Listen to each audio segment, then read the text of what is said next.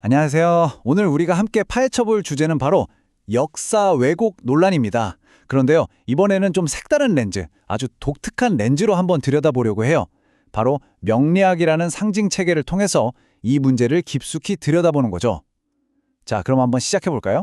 바로 이 문장이 오늘 우리가 할 이야기의 핵심을 딱 짚어주는 것 같아요.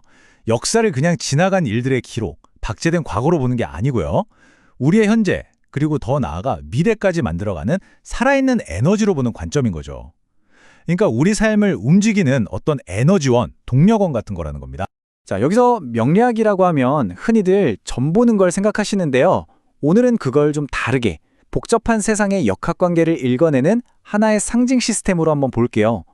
이렇게 보면 역사는 우리 사회라는 거대한 나무에 눈에 보이지 않는 뿌리와도 같다고 할 수 있습니다. 명리학에서는요, 바로 이 뿌리에 해당하는 걸 인성이라고 부릅니다. 인성. 이게 뭐냐면 공식적인 문서, 역사, 정통성 같은 걸 의미하는데요. 쉽게 말해서 우리가 누구인가를 증명하는 출생증명서나 등기부등본 같은 거예요. 생각해보세요. 출생증명서에 이름 한 글자라도 틀리면 그게 내 것이라고 증명하기가 어렵잖아요. 그런 것처럼 이 인성이라는 건 한치의 오차도 없이 정확해야만 그 권위를 인정받는 우리 존재의 근간 그 자체인 거죠.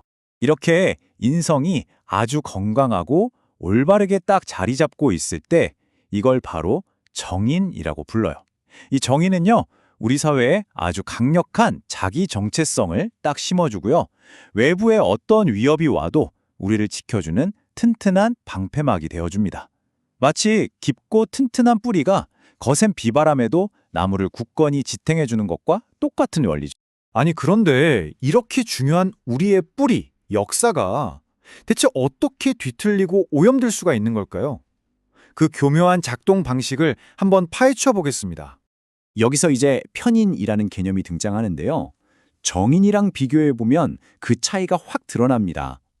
정인이 모두가 인정하는 보편적이고 올바른 역사라면 편인은 한쪽으로 치우쳤다는 뜻 그대로 의도적으로 비틀어진 해석을 말해요.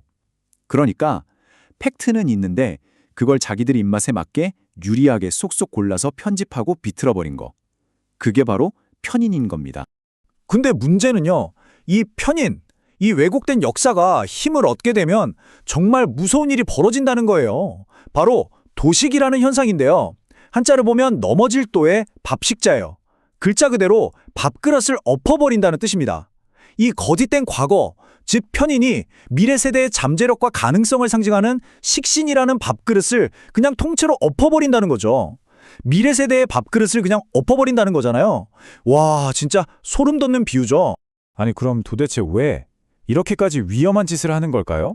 누가, 무엇 때문에 역사를 왜곡하는 걸까요? 그 동기를 크게 두 가지로 나눠볼 수 있습니다. 첫 번째는 뭐니 해도 돈, 바로 이익 때문입니다. 명리학에서는 이걸 탐재 괴인이라고 표현하는데요. 생각해보세요. 역사 드라마나 영화, 시청률 좀 올리려고 더 자극적으로 만들려고 사실을 막 비트는 경우 있잖아요. 바로 그게 탐재 괴인의 대표적인 예라고 할 수 있죠. 그리고 두 번째는 바로 권력입니다. 힘이죠. 특정 세력이 자신의 권력을 정당화하고 유지하기 위해서 역사를 자기들 입맛대로 고쳐 쓰는 겁니다. 권력을 위한 도구로 역사를 이용하는 거죠. 자, 그럼 이렇게 뿌리가 오염되거나 심지어 뽑혀버린 사회, 그런 사회는 과연 어떻게 될까요? 그 결과가 정말 심각합니다. 이 질문에 대한 답 한번 떠올려 보세요. 그럼 역사라는 기반을 잃어버린 사회가 어떤 모습일지 아마 쉽게 그려지실 겁니다. 명리학에서는 이걸 무인성 상태라고 해요. 말 그대로 뿌리가 없다는 뜻이죠. 왜곡된 역사 교육을 받은 세대는요, 중심이 없어요.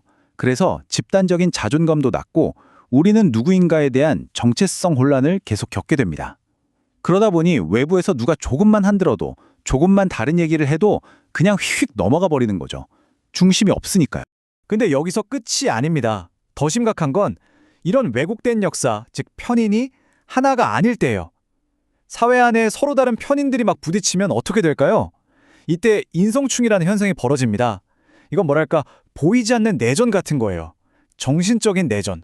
서로 다른 가치관이 꽝하고 충돌하면서 사회가 그냥 조각조각 나버리는 거죠. 통합은커녕 극심한 이념 갈등만 남게 됩니다. 이야기를 듣다 보니 좀 암울하게 느껴지실 수도 있겠네요. 하지만 다행히도 이 명리학적 분석은 문제만 알려주는 게 아니라 해결의 실마리까지도 함께 제시하고 있습니다. 이 병든 뿌리, 어떻게 다시 건강하게 만들 수 있을까요? 우리가 정말 많이 듣는 말 있잖아요. 역사를 잊은 민족에게 미래는 없다.